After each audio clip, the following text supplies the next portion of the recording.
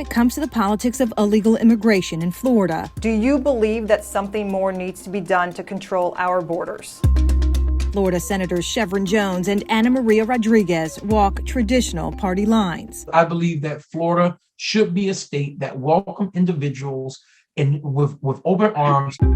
Jones is a Democrat representing parts of Broward and Miami-Dade counties. Rodriguez, a Republican from Miami, whose district also includes the Florida Keys. I don't agree with the overall policy of having an open border and letting everyone in. So many migrants on scene. So we showed them our recent findings from the Keys, the state's main seaside point of entry, where our cameras caught the round-the-clock response to migrant landings on shore. In the last 24 hours, we've responded to 11 different migrant landings throughout the Florida Keys. In just 24 hours? In just 24 hours. And interdictions at sea. It's the most I've seen since I've been here.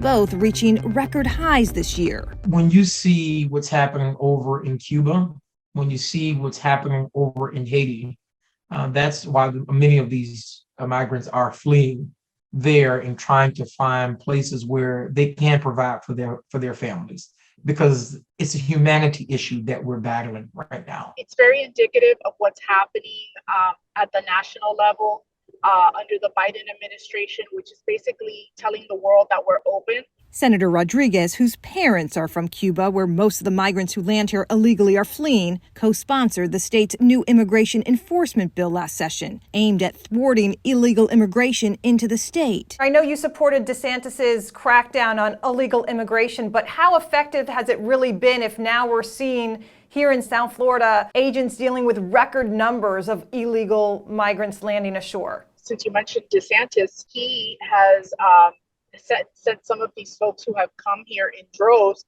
to other parts of the country. She's referring to the governor's controversial migrant flights to Martha's Vineyard back in September, when Florida paid to fly nearly 50 migrants out of Texas, then abandoned them on the elite Massachusetts island. So do you think that it was a good use of Florida taxpayer dollars to transport migrants from Texas to Martha's Vineyard? I think that again, sharing that responsibility with all the other states is a good idea. I'm not asking you that question, Senator. I'm asking you, should we have paid for it? I think that states who are on the border, like Florida, Texas, Arizona, and so forth, should also spread that responsibility to other states. So yes, I think that they need to do that. Any crackdown on illegal immigration is going to be received with a critical view from various sectors, including Democrats like yourself. But at some point, does a crackdown need to happen? You can enforce the law.